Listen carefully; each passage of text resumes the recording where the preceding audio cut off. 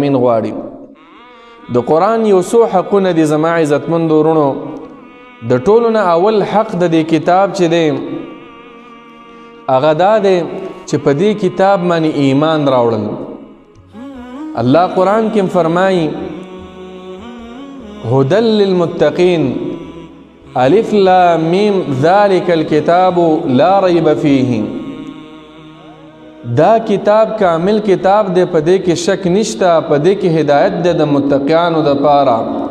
الذين يؤمنون بالغیب رسول پس فرمای والذین یؤمنون بما انزل الیک وما انزل من قبلک. مومن هغه چاته ویل کېږي چې په دې کتاب ایمان راوړي، په هغه وحی چې په پیغمبر نازله شوی. او په نورو صورتونو کې الله دا حکم کړی وآمنوا بالکتاب الذي، اے مؤمنانو اے انسانانو کلک ایمان راوړی، دا قرآن ومنئ، هغه کتاب چې په دې پیغمبر نازل شوی. نو الحمدلله ثم الحمدلله په دې شرط او په دې حق کې خو ان شاء الله مون کامیاب یو کنه. دا قرآن خو منو کنه. ایمان معنا دا د عزیزانو زده کوي دا خبره چې دا قرآن د سوره فاتحې د بسم الله نه واخله تر د والناس پورې دا ټول کتاب حق او سچ او رښتینی کتاب دی او د الله د طرفه دی. په دې کې چې کمی خبرې دي دا ټولې رښتیا دي، په دې کې دروغ نشته دی، په دې کې باطلې خبرې نشته، په دې کې دورانۍ خبرې نشته، دې کې ټول د اصلاح خبرې دي. او دا کتاب د حکمتونو نه ډک کتاب دی. دې ته ویل کېږي ایمان.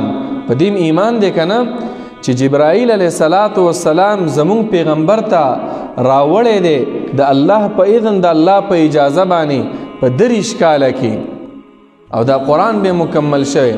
د دې قرآن نوم څه دی عزیزانو؟ نوم یې دی القرآن. نوم یې څه دی؟ جواب راکئ. القرآن دی، دا یې نوم دی. لکه الله قرآن کې فرمایي انا نحن نزلنا، مونږ نازل کړی دی. نوم یې ورله څه وي خیر دی کتاب له هذا القرآن. بل آیت کې فرمایي لو انزلنا هذا القرآن على جبل. وسوره بني اسرائیل کې فرمایي ان هذا القرآن قاف والقرآن المجید صاد والقرآن ذی الذکر. معنام دا دا چې د دې قرآن چې موږ او تاسو د قرآن شریف قرآن مجید قرآن کریم وایو د دې خپل نوم چې دی القرآن دی، الف لام پکې شته دی، دا یې نوم دی. په دې قرآن کې عزیزانو 114 سورتونه دي. ایمان دې ته وایي چې دا نوم وپېژنه. په دې کې څو سورتونه په دې ټولو ایمان 114 سورتونه دي 114 او آیتونه پکې څو دي 6236 آیتونه دي 6236 آیتونه دي.